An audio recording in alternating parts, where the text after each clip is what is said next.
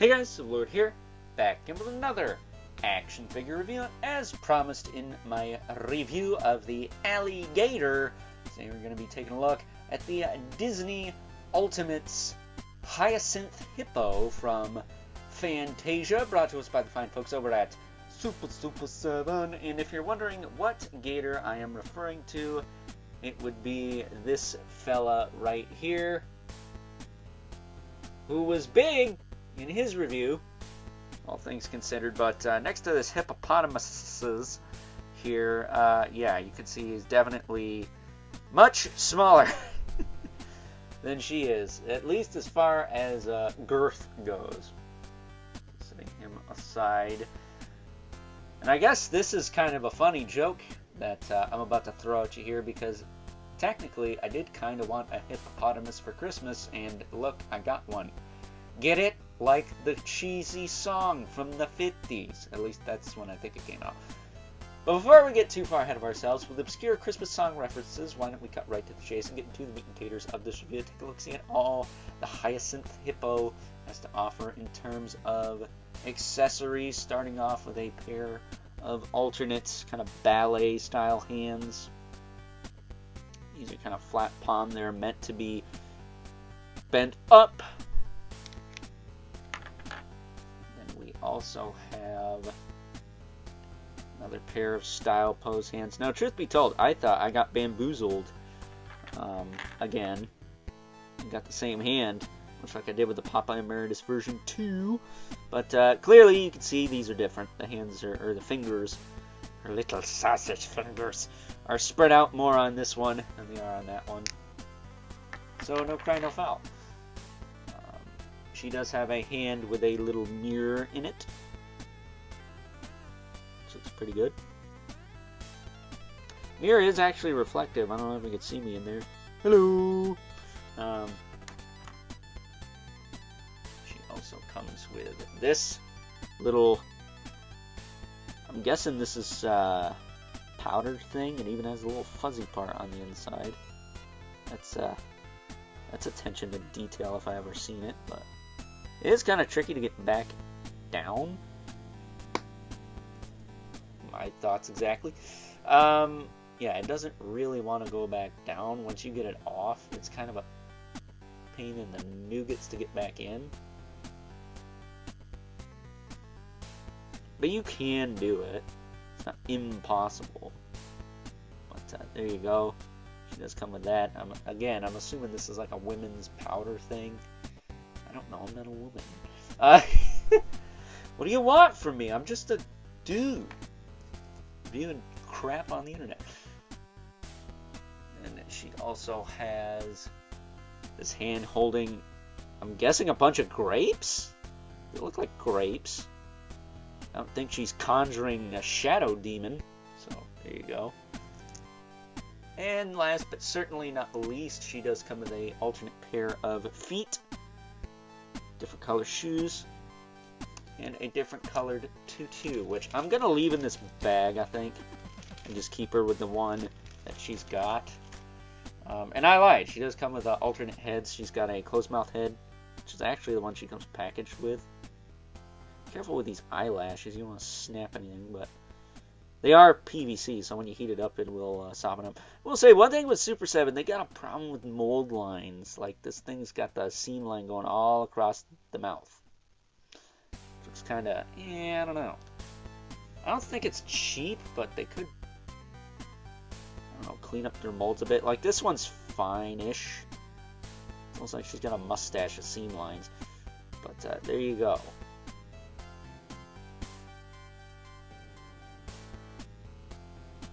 There is her alternate, more open mouth head. Which, by the way, I would not F with a hippo, because their bite is like super strong. Could probably break every freaking bone in your body. Taking a closer look at her surprisingly decent release. I wasn't expecting to like this figure as much as I do, but I have to say, I like her quite a bit, and she's probably one of the better figures in this line. And she'd probably be even better if this wasn't so glossy. This is very glossy, this torso here. It's got some paint on it to kind of flatten it or matten it up a bit, but on the back she's very shiny. And shiny plastic isn't something that really bothers me, because I grew up with Ben 10 figures. Those were shiny up the wazoo, but they were also $10.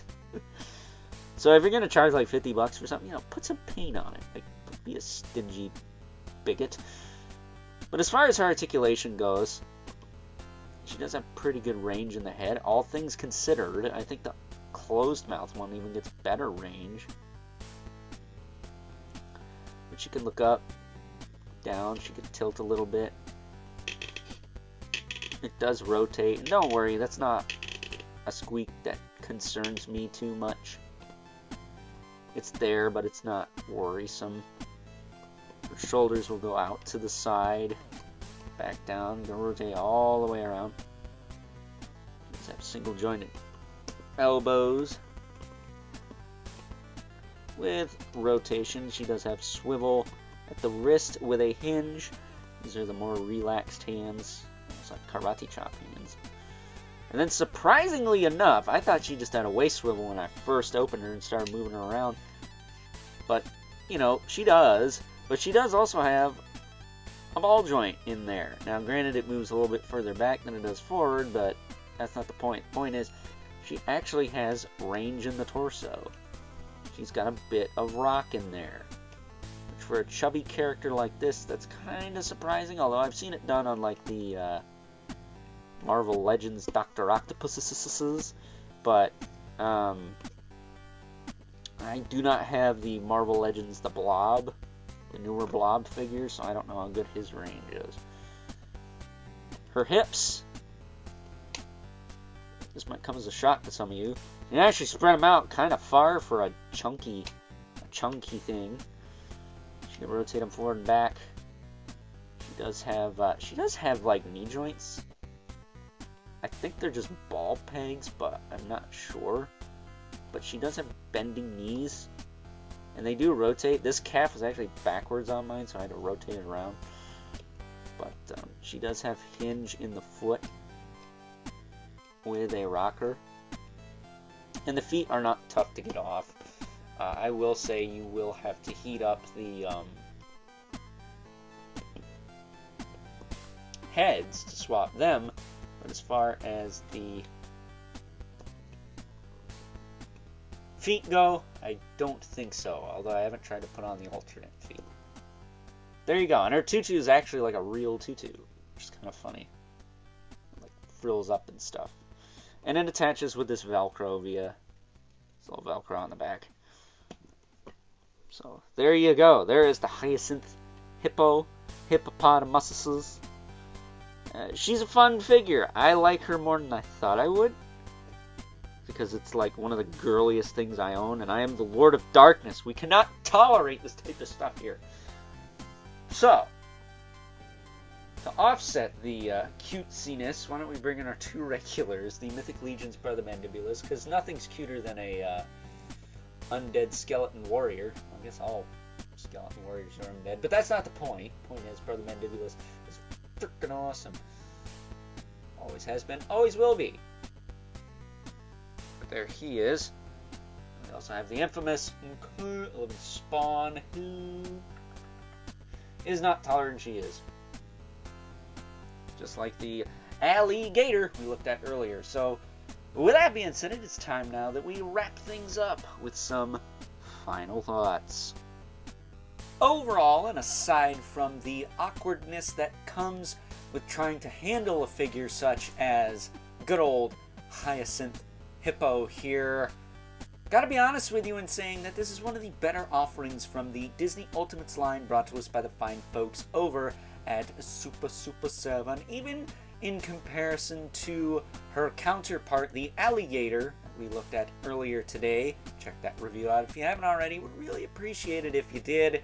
She comes with more accessories, so you got more options for display, and for crying out loud, I got her to balance on one foot. Now, let me tell you, this figure is not the heaviest thing I own, but it's got a lot of girth to it. So the fact that it's able to do that without a figure stand is worthy of 2 thumbs up in my book.